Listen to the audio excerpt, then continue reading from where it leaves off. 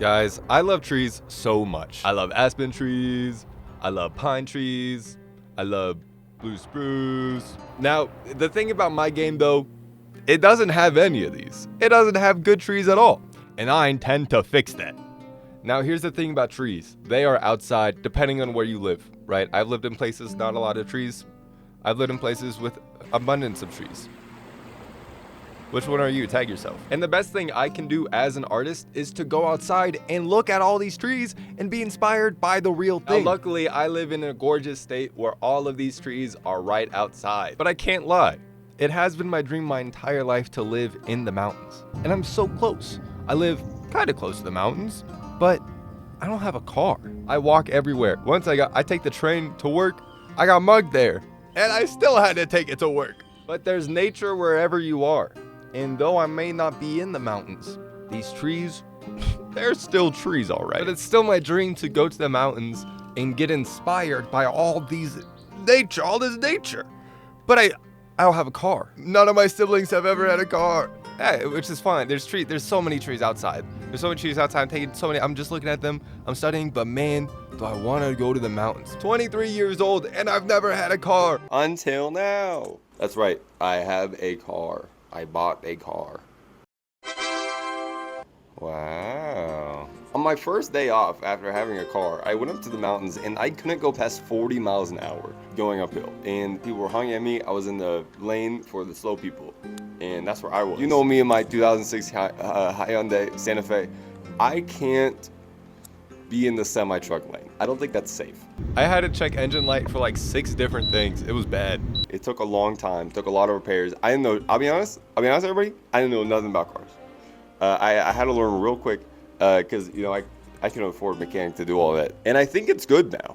I think it's been a month, many months of horrible car troubles, but I think it's good. And I am finally ready to go to the mountains, I think, maybe.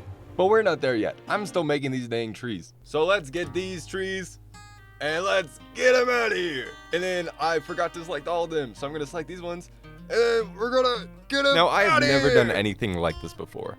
And the hard part about doing new things for the first time is wanting to do them well. But it's hard to do them well. And your opinion of well is your taste. And that's much more refined than your ability. You know what I mean? Now, it's intimidating to go out and try to make a good tree. But what's not intimidating is going out to make a bad tree, right? Now, I can make a bad tree. I can make so many bad trees. In my sleep, I could make a bad tree probably. Now, that alleviates a lot of the pressure of perfectionism for me.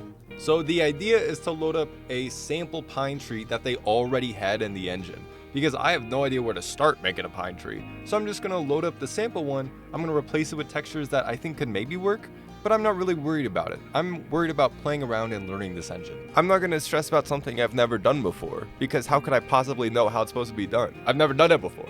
But every failure, every misstep is a breadcrumb to the right path. Plus, if I have an idea of, oh, this tree is gonna turn out exactly like this and it's gonna be so cool, I'm just setting myself up for failure and disappointment because my skills can't match my imagination. So the best thing and the only thing that I can do as the artist is just to be present and authentic while creating the tree to best convey my conviction of how pine trees feel to me, to the player. If art is about speaking and translating your truths through that medium, I don't think there would be any difference in environment art. Now, for sure, one of the main trees in the game has to be aspens. They're my favorite tree.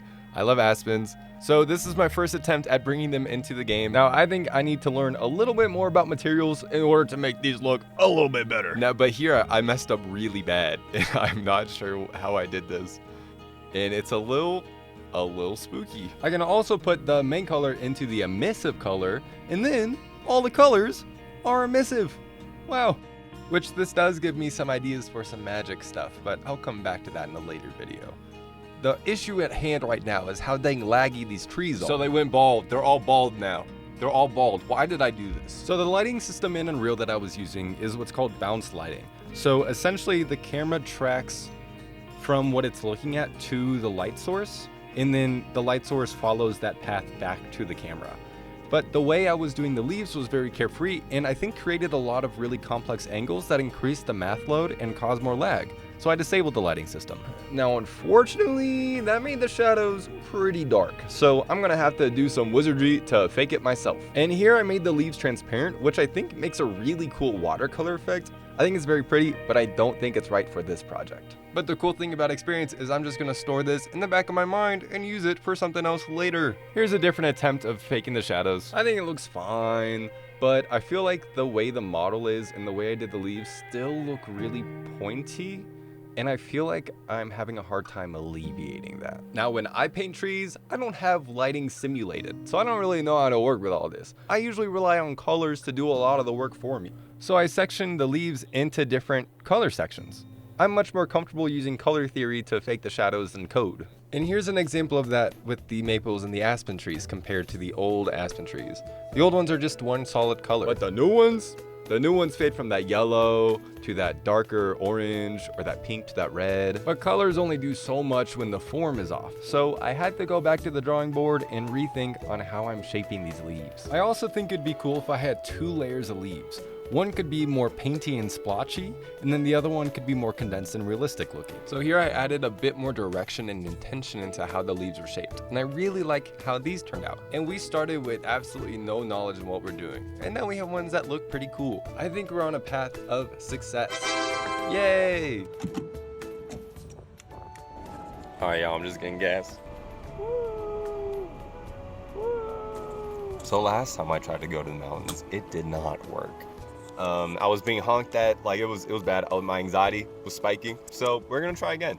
I replaced, I got new coils, replaced the ignition cables, replaced spark plugs, new brakes, oxygen sensor, actually still needs to be replaced. AC still doesn't work, but I don't need that. Don't need that to go up a mountain. Now here I am painting a little bit of mountains. I like to call these little mountains hills. Shout out if you've ever been on a hill before. Now, personally, I think we're making pretty good progress. These are a lot more accurate to how I feel like pine trees feel, but I don't think we're quite there yet. See, I love drawing trees, and I usually do a little trick when I draw trees that I'll show you right now. I usually use this for coniferous trees like spruces and pines. This one's spruce. You basically just have a line, your trunk, and then you do little zigzags all across it, and you just go back and forth like that. So I think if we have the leaves just spiral around the trunk at any angle, it's gonna look like the technique that I use to draw my pine trees. That's the idea, at least. I'm gonna bring that technique into the other trees, and I'm gonna see how it turns out.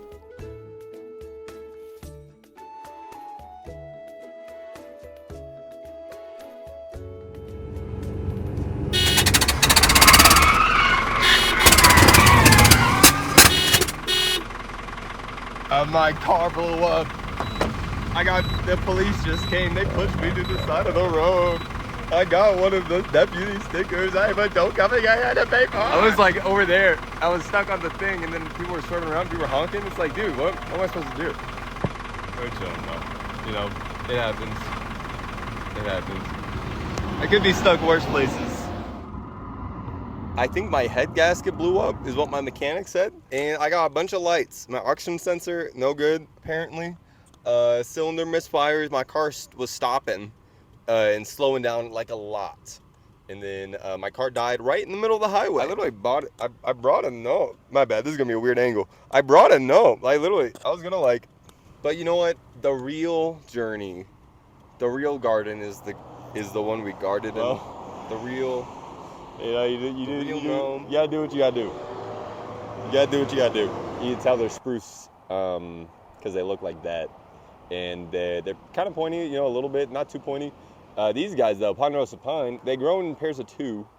You can see that, sometimes 3. It depends on the tree and genetics. And they're about 6 inches long, about the same size as I think the gnome is. This is Professor Acorn, and we're going to use him as the scale for all the gnomes in the game. And he's about 6 inches tall at the eyes, or the head, I should say, and then 8 inches tall total. So this would be from his perspective, right? Like, ooh, there's the tree. Go up to it, take the bark off, take that stick, pull it. I like that. And then,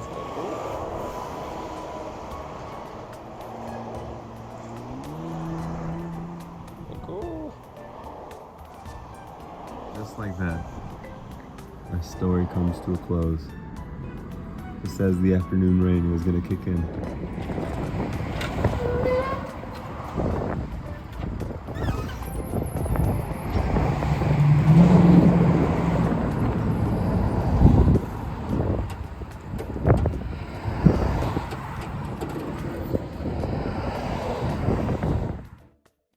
Well, at least we're done with the trees.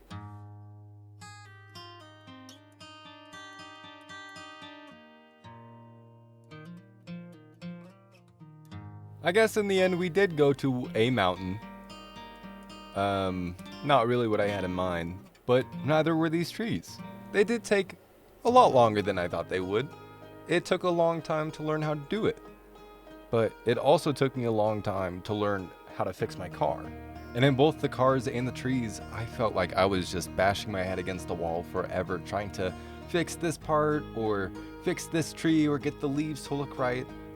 And I feel like I'm going at this blind.